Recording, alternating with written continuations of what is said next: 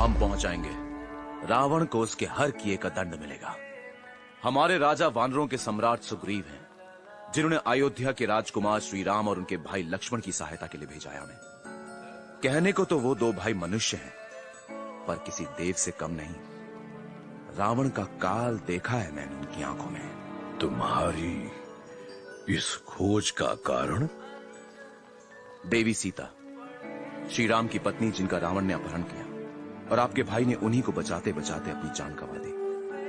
उसी खोज में हम इतनी दूर आए हैं, पर हमारी खोज का परिणाम शून्य है। हम तो रावण से बिना लड़े ही हार गए। समय से अधिक समय बीत चुका है, पर हमें अपना लक्ष्य तो क्या, उस तक पहुंचने का एक सुराग तक नहीं मिला। मेरी इस हार के कारण मेरे साथी अपने प्राण हार जाएंगे। उनके भरोसे का भार मैं नहीं उठा पाया। कहां कहां ढूंढा तुमने राजकुमारी सीता को? ये पूछिए किष्किंधा से दक्षिण की ओर कहां कहां नहीं ढूंढा हमने देवी सीता को।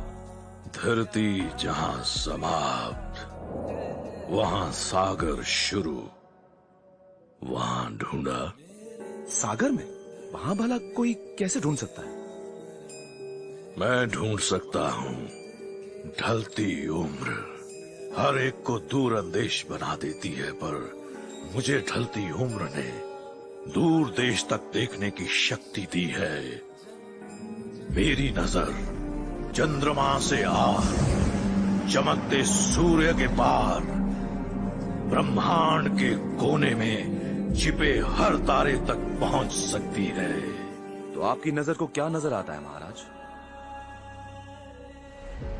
एक और मचलती लहरों की आगोश में थिरकता हुआ जीवन, तो दूसरी ओर युद्ध के बढ़ते हुए पंजे, दहशत की दीवार, और क्या? और एक शहर, एक बड़ा ही सुंदर शहर, 1000 राज्यों के वैभव से भी धनी। और क्या दिखा आपको महाराज? उदासी भरी आंखों से पानी के झरने में अपनी बेबसी का समाधान ढूंढ रही एक कन्या। उदासी भरी आंखें? कहीं वो देवी सीता तो नहीं? वो कोई और नहीं, वही है। देवी सीता कहाँ है वो? लंका में। लंका? सुनो, देवी सीता मिल गई, उनका पता लग गया। हमारी खोज का बोझ उतर गया। देवी सीता लंका में है। लंका! बजा डंका चलो लंका, बजा डंका चलो लंका, डंग डंग डंका, अब अल्लाह लंका, चलो लंका। अबे रुक, पर ये लंका है कहाँ? इस सागर के पार। सागर के पार? वहां तो डूब कर भी नहीं पहुंच सकते। खोज का बोझ उतरना तो दूर, डुबा गया हमें। कार्य के साथ हमारा जीवन भी समाप्त।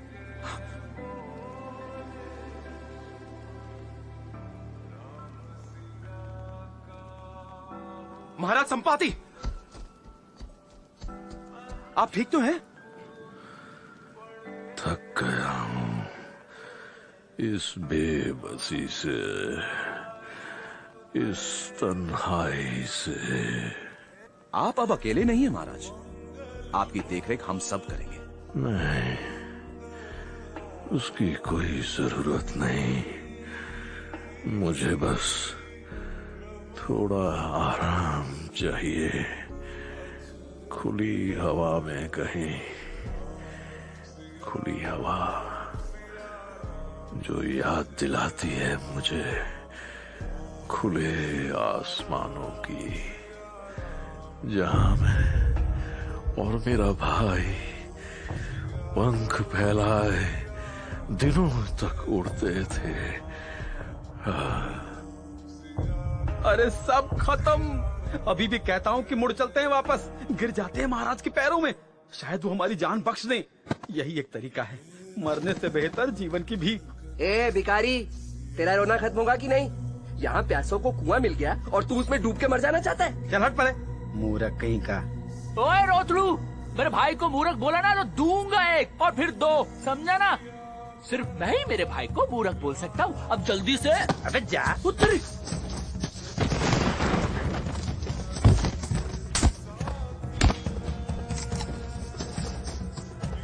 चुप, बहुत हो गया।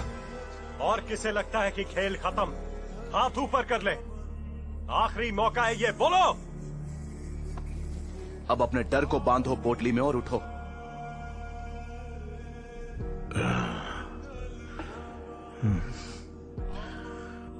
कौन कौन है?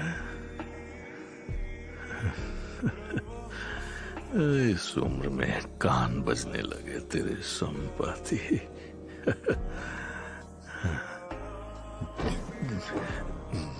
जटायु, तुम आ गए।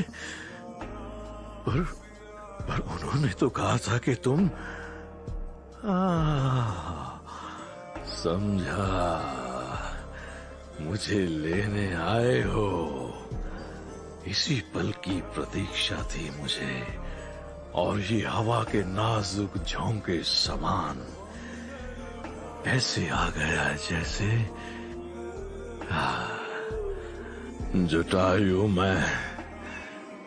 मैं उस ऊंचाई तक नहीं पहुंच सकता। तुम जाओ जाओ मेरे बिना।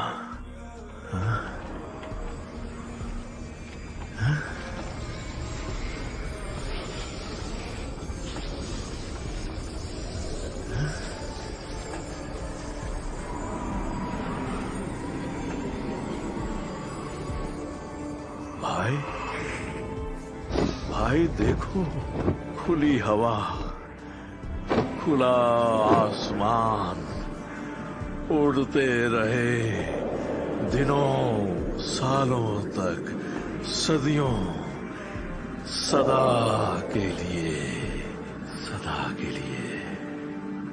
चलो, कुछ तो अकल डाल सका इनके सरों में। अब इससे पहले कि ये फिर पलटें, हमें लंका पहुंचना होगा। शायद संपाति अपनी तेज नजर से हमें लंका की सही दिशा में कहां गए? गायब? अब वो वहां है जहां उसे होना चाहिए।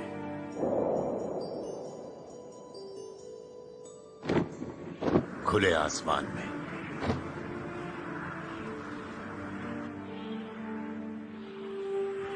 एक बार फिर उड़ान भर रहे हैं अपने भाई के साथ।